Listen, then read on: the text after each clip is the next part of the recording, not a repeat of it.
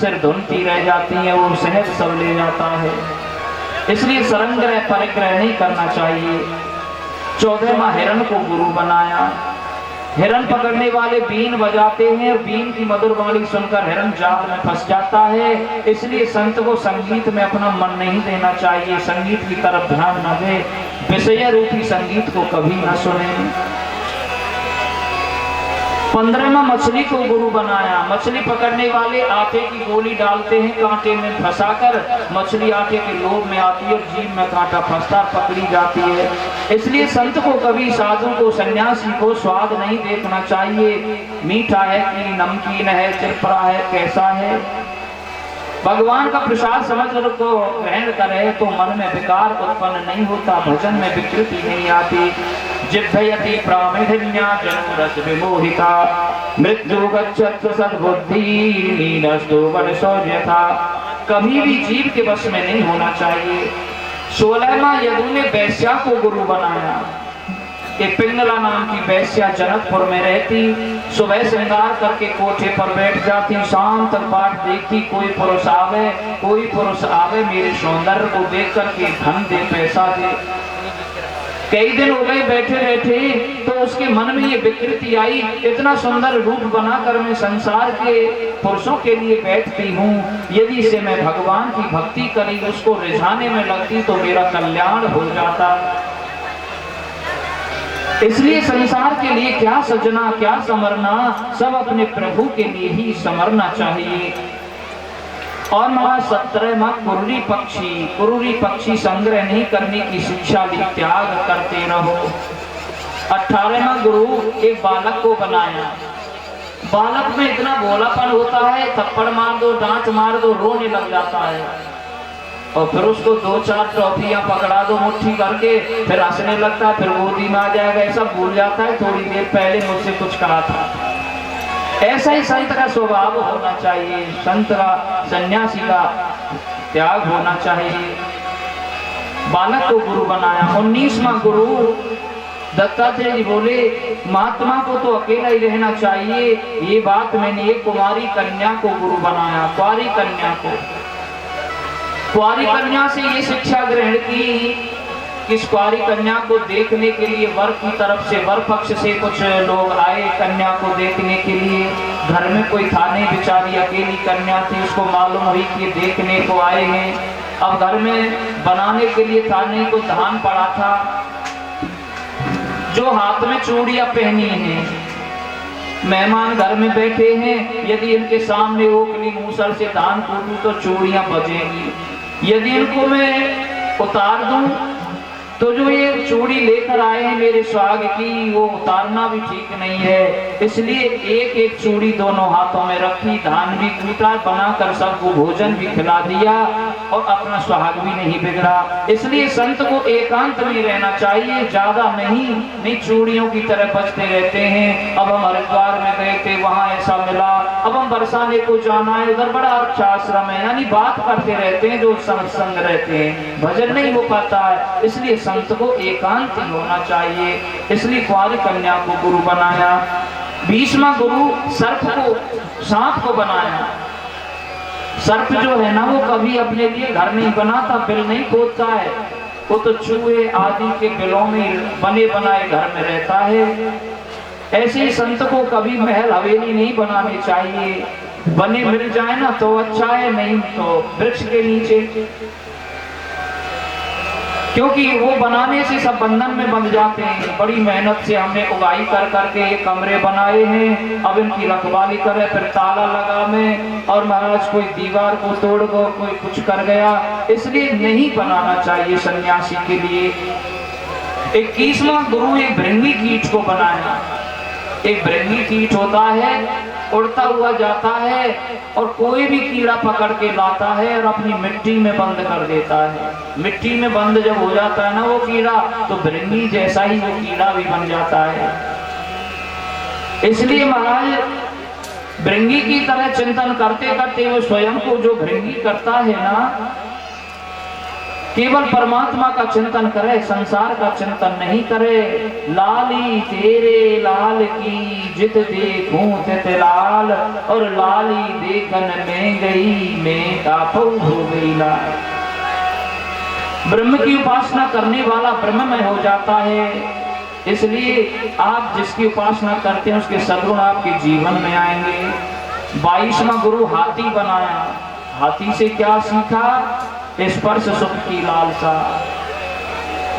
हाथी पकड़ने वाले जब हाथी पकड़ने जाते हैं ना जंगल में, तो बहुत बड़ा गहरा गड्ढा खोदते हैं, उसको हल्के हल्के पत्थरों से पाट देते हैं। उसके सामने फिर एक कागज की हथनी बना करके खड़ी करते हैं। सचमुच की हथनी समझ के वो हाथी आता है दौड़ता हुआ और उस गड्ढे में गिरता है और वो पकड़ा जाता है। ऐसे ही स्पर्श सुख की कामना संत को कभी नहीं करनी चाहिए। 23वां लोहार गुरु बनाया। वह अपने काम में इतना व्यस्त रहता है। लोहार पास में सेना निकल गई और वो अपना लोहा पीटता रहा, बनाता ही रहा। आकर किसी ने पूछा यहाँ कोई सेना गई है? बोले नहीं। तो तुरंत लोहार को गुरु बनाया कि ऐसा ध्यान होना चाहिए, अपने प्रभु का नाम ले रहा है, पास में कोई क्या कर रहा है ये बिल्कुल न पता चले, तो भगवान में ध्यान लगेगा। और 24वां अंतिम गुरु इस शरीर को बनाया। अपने शरीर से क्या सीखा? दत्तात्रेय जी बोले ये शरीर शिक्षा दे रहा है कि 5 मिनट पहले जैसा था वैसा नहीं हूँ, अभी जैसा हूँ वैसा 2 मिनट बाद नहीं रहूंगा। इसलिए मैं शरीर नहीं हूँ, मैं आत्मा हूँ। शरीर बदलता है, आत्मा कभी नहीं बदलती है। दत्तात्रेय जी के चरणों में यदु ने बारंबार प्रणाम किया और वहां से चले गए। भगवान श्री कृष्ण ने उद्धव से कहते, उद्धव संत के जो लक्षण है वो मैंने तुम्हें बता दिए। फिर कहा देखो चारों युगों में सतयुग में हूँ, चारों वेदों में सामवेद में हूँ, अक्षरों में आकार में हूँ, मंत्रों में ओंकार में हूँ, और गायों में हवृद्धानी में हूँ, हाथियों में ऐरावत हूँ, जितने भी धातु हैं ना उनमें मैं ही हूँ। बृहस्पति ब्रह्मनिष्ठों में, पुरोहितों में, वशिष्ठ में मेरा नाम है। स्वयंभू मनु में मैं हूँ, स्त्रियों में सतरूपा में हूँ, और मेरे ज्ञानी भक्तों में उद्धव तुम भी मैं ही हूँ। उद्धव सुनना क्या है? सुनने के बाद उसका चिंतन करो तो सुनने का फायदा होगा। यदि हम सुन करके गए और उसमें से थोड़ा भी अपने हृदय में धारण नहीं किया, चिंतन नहीं किया ना, तो फिर सुनना व्यर्थ हो गया। वो तो इधर के कान से सुना और इधर से निकाल दिया, कोई भी पुण्य माध्यम लाभ कुछ नहीं मिल पाता है।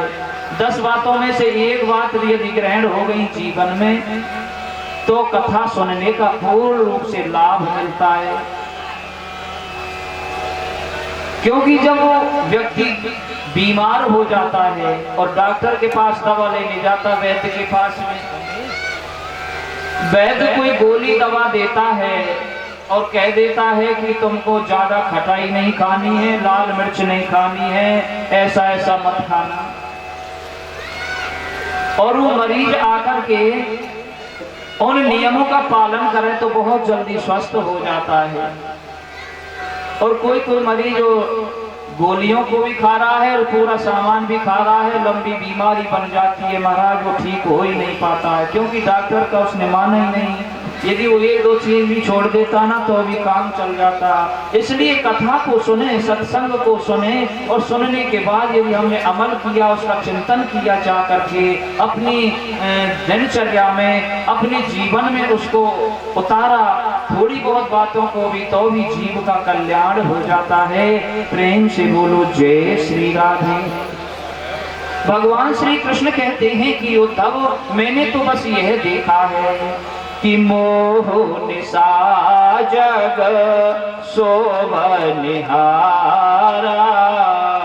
देखहि स्वप्न अनेक प्रकार।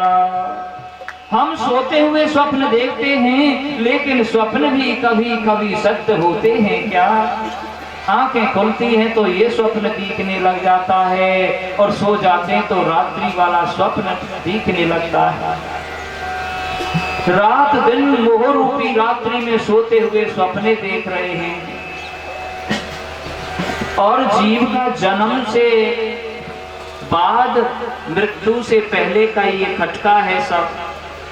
क्योंकि जन्म से पहले कोई भी जीव आज तक ऐसी चिट्ठी पत्र कुछ भी लेटर नहीं लिखा अपने घर वालों को, पिताजी, दादाजी, माताजी आप सावधान हो जाओ मैं आ रहा हूं, कोई पत्र नहीं आता।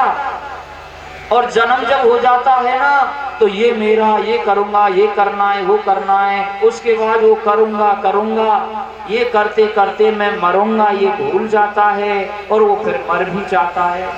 और मरने के बाद जब चला जाता है ना, इतनी मेहनत से जो बना के छोड़ गया है, तो मरने के बाद आज तक किसी का भी पत्र नहीं आया कि बेटा मैं स्वर्ग में हूँ कि नरक में हूँ कि मैं बैकुंठ धाम में हूँ कि तुम्हारे गांव में घूम रहा हूँ। मरने के बाद भी कोई पत्र नहीं, जन्म से पहले भी कोई पत्र नहीं। ये बीच की दुनिया का ही झगड़ा है। बीच में स्वप्न देख रहे हैं, मोह रूपी रात्रि में सारा संसार सो रहा है।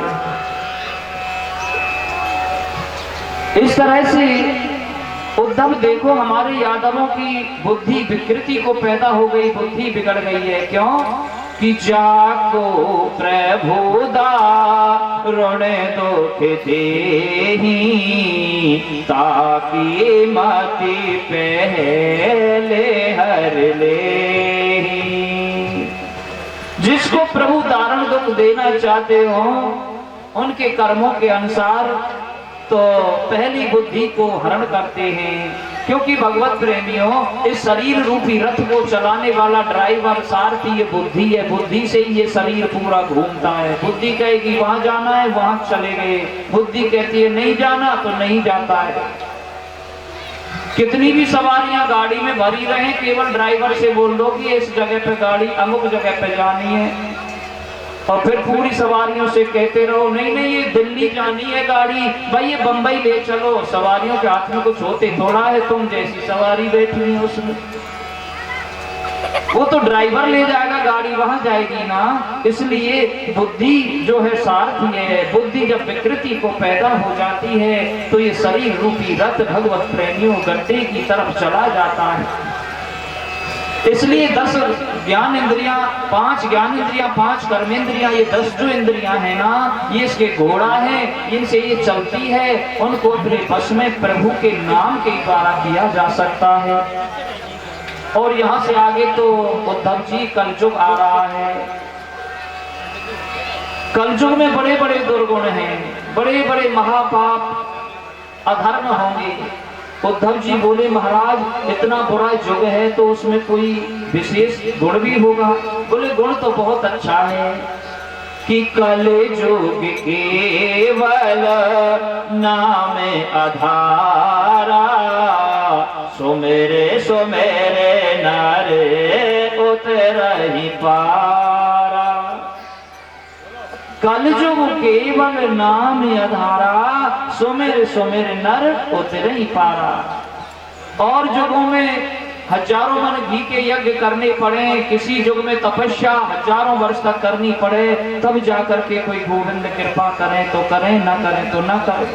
लेकिन कलयुग में ये पक्की बात है, विशेषता है कि जो भगवान नाम संकीर्तन करते हैं ना, उनको 24 घंटे क्या 2 घंटे में प्रभु प्राप्त हो जाते हैं। इस नाम संकीर्तन की महत्या को बताने के लिए चैतन्य महाप्रभु ने जो अवतार लिया है, महाराज उन्होंने इस नाम संकीर्तन की महत्ता को बहुत अद्भुत बताया। पता है मुझे कितना भाव आ रहा है, लेकिन कृष्ण उद्धव जी के लिए उपदेश भी दे रहे हैं महाराज कि कलयुग में बहुत ये अद्भुत रहस्य है। महाप्रभु जी, चैतन्य महाप्रभु जी नाम संकीर्तन करते थे। उनके शिष्यों ने कहा गुरुजी इस जंगल से नहीं चलना, इसमें बड़े बड़े डाकू, नेहरू जी जैसे डाकू रहते हैं, मार देंगे, हिंसक जीव रहते हैं, खा जाएंगे। चैतन्य महाप्रभु ने कह दिया नहीं नहीं, अब देखो तुम चलते हैं तो नाम संकीर्तन हरे कृष्णा कृष्णा कृष्णा हरे हरे, हरे राम राम राम हरे हरे। तुमुल ध्वनि में वो कीर्तन करते जा रहे थे तो सामने से बबरी शेर आया, और जैसी नाम ध्वन में गई ना, वो शेर अपने पिछले पैरों पर खड़े होकर नाचने लगा। धुन में मस्त हो गया। भालू आया, वो भी नाचने लगा। हाथी भी महाराज चिंगाड़ चिंगाड़ के कीर्तन कर रहा है। इतना हरे कान्हा मोए, ओ कान्हा मोए ले चले